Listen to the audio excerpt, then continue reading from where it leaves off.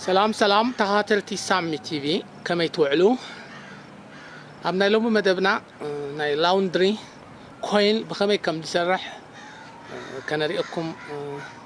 كفتنينا مالتيو لازم كتالنا بحباريكم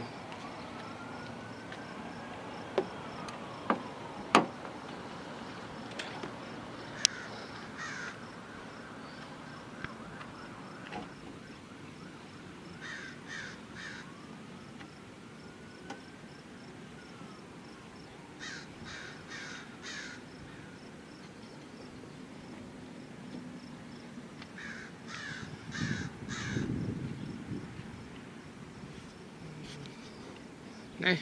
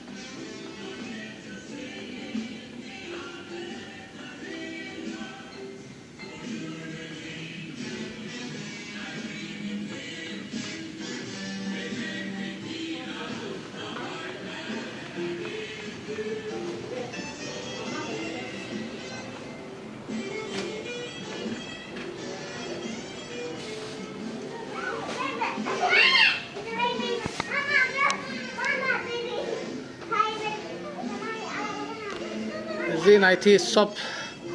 صوب سنتري صوب بليتش softness laundry bags بلا لبزي زي نايتي صوبات مالتي نايتي سامناتاتيو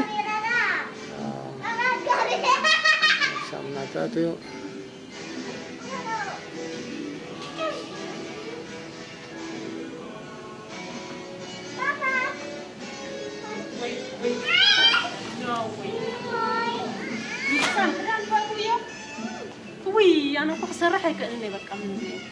رقبت لا سيكون أوي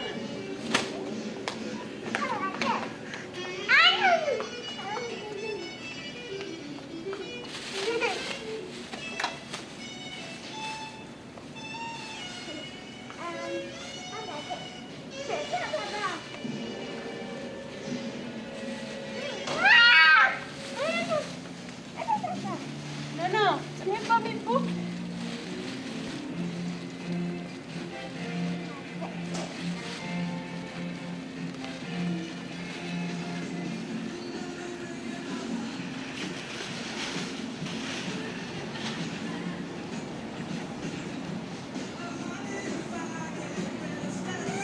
إذا بكرمينا زلوتي منقصي مالتي إذا حجي نقص الله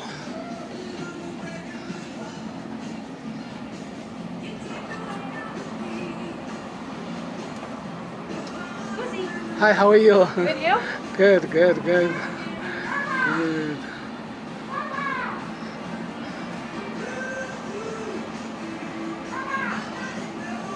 إذا حجيك ورا تخاتل تسامي تي في أبتي تحطي ومسودة إذا خا منقطي مالتي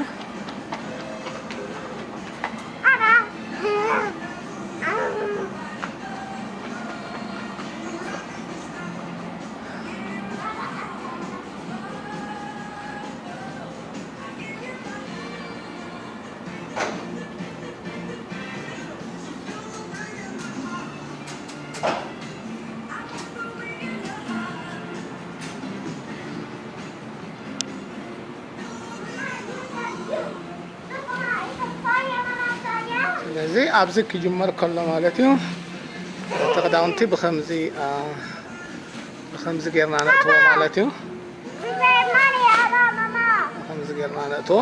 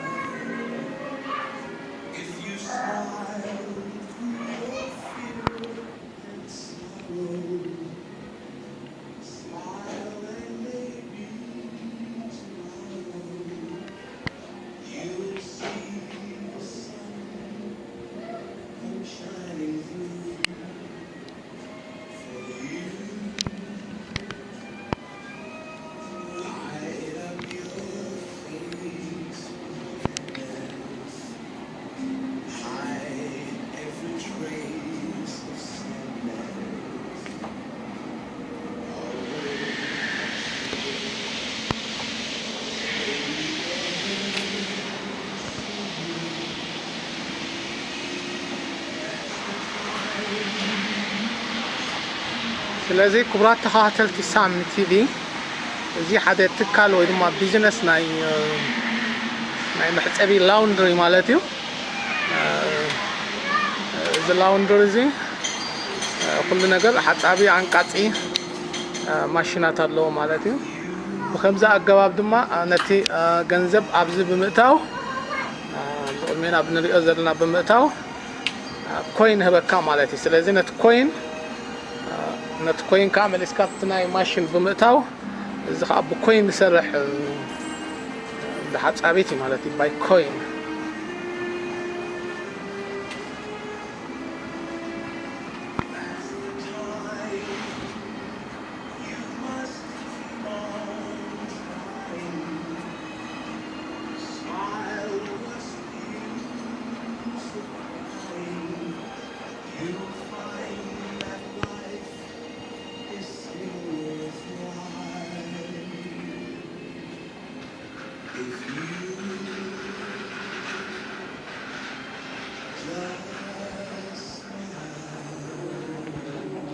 እዚ ብቅድሜና ንሪኦ ዘለና ከዓ ናይ ቆልዑ ሒዝካ ኣብቲ መፅእ ችልድረን ማለት እዩ ናቶም መፃወቲ ወይ ድማ መፃንሒ ማለት እዩ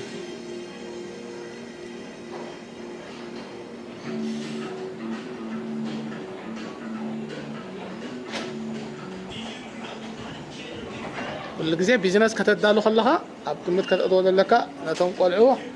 ዝኾነ ነገር ከተዳሉለካ ማለት እዩ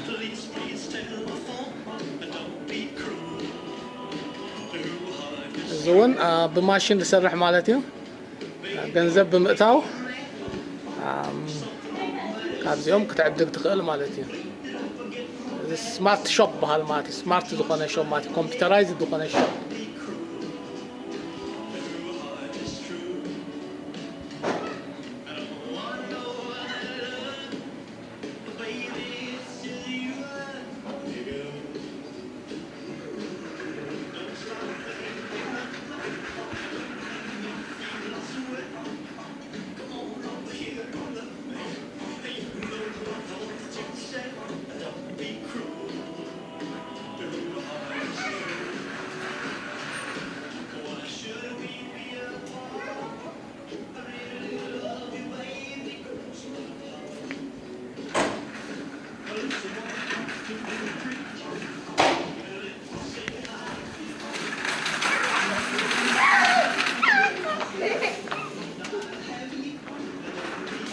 ስለዚ ነቲ ክዳውንቲ ኣብ መጀመርያ ፕሮሰሲንግ ክጅምር ከሎ ብከምዚ ኣገባብ ተእትዎ ማለት እዩ ብከምዚ ንሪኦ ዘለና ተእትዎ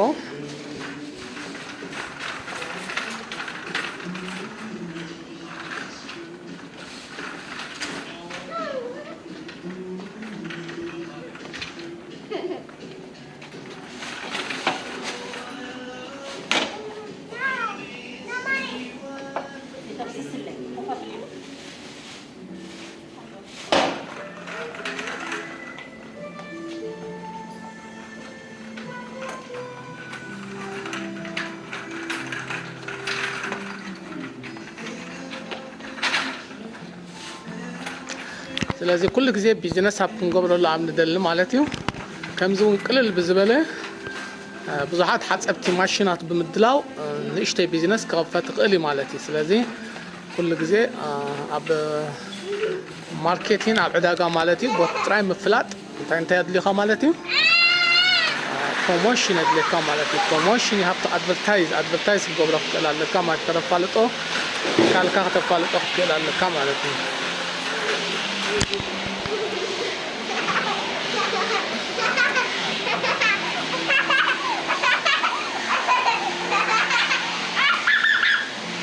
ስለዚህ ሳሙና ከዓ ብከምዚ ኣገባብ ይግበር ኣሎ እዚ ሕጂ ኦሞ እዩ ዝኣትዎ ዘሎ ማለት እዩ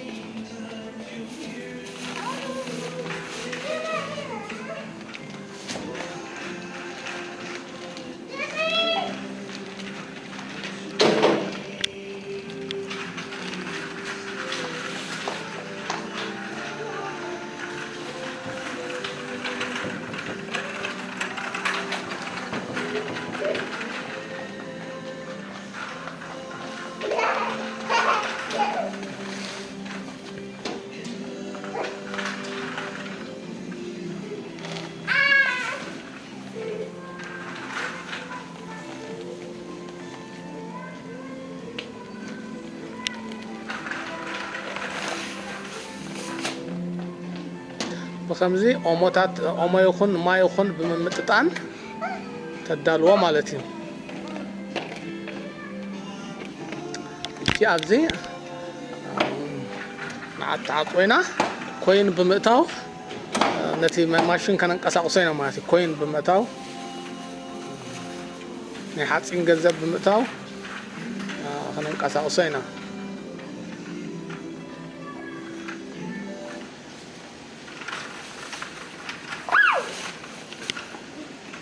زي خمسة عينات حصابت انت يبهالني كوين لاوندري بهال ما كوين لاوندري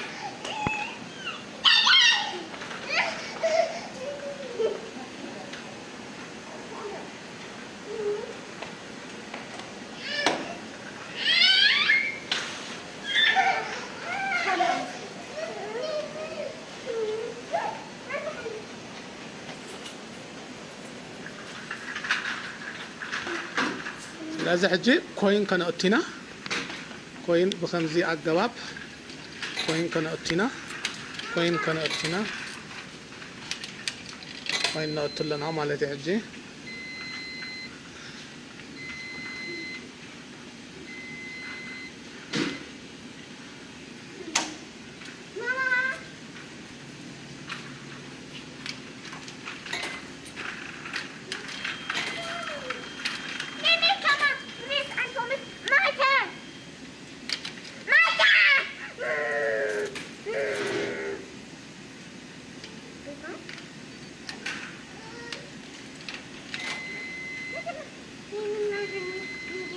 لذي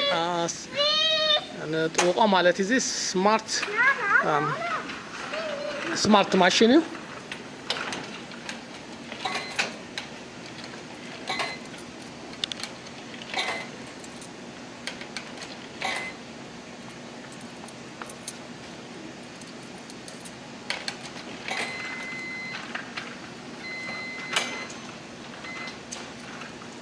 لذا كله تعزيز له مالتي ستارت تغير له ماشين حجي كجمري مالتي كجمري محصاب جمره له مالتي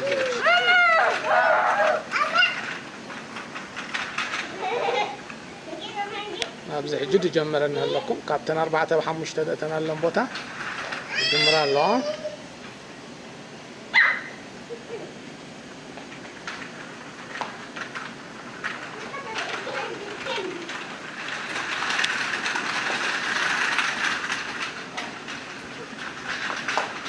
كل جزين دحرا وحموش تبدلت داليخا صعدا متصعدا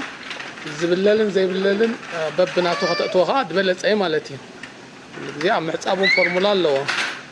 ابنت ابزي صعدا زخونه بحساب اتينا يالنا مالتي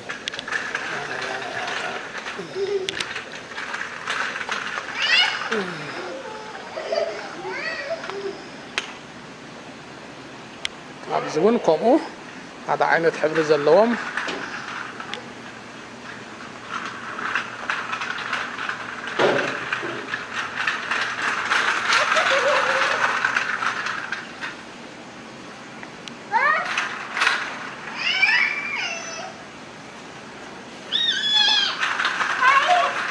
ስለዚህ ክብራት ተኸታተልቲ ሳምንት ቲቪ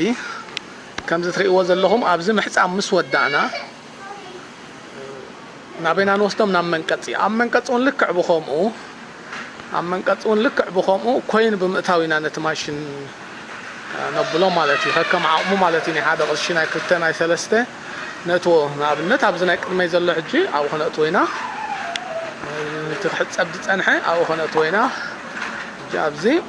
نقص الله مالتي لك إذا كوين بمقتاو كوين عبزنا يقزلنا كوين بمقتاو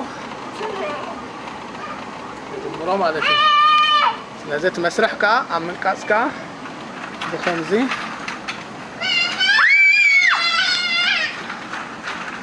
بخمزة يقزلنا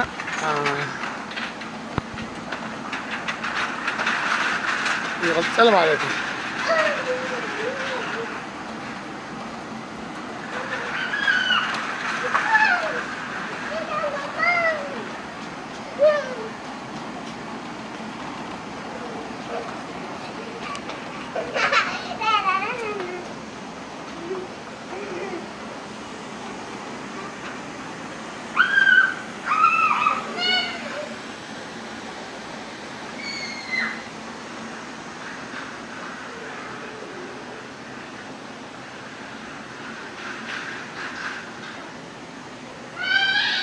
እቲ ግዜ ከከም ክስታይ ወስደሉ ማለት እዩ ኣብ ዝንኣብነት 6 minutes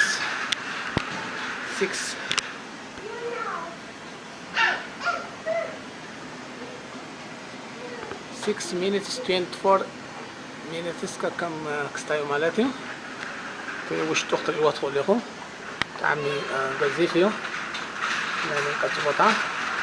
ስለዚ ቢዝነስ ኣብ ዝኾነ ክትገብር ክትጅምር ከለኻ እዚ ንኣብነት ሓደ ኣብነት ዝኾነኩም ማለት እዩ ነቶም ቢዝነስ ክትጅምሩ ትደልዩ ማለት እዩ ስለዚ ሞደርን ዝኾነ ናይ ላውንድሪ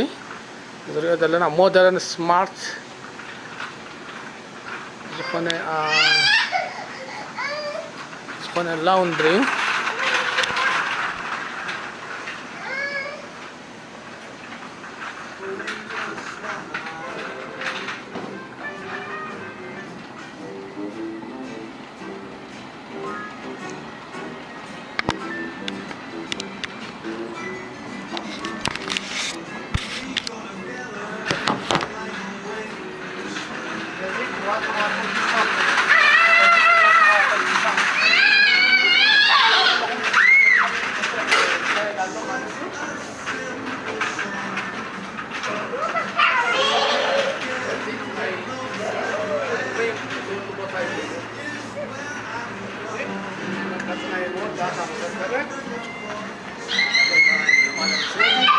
ኩራት ተኸታተልቲ ሳሚ ቲቪ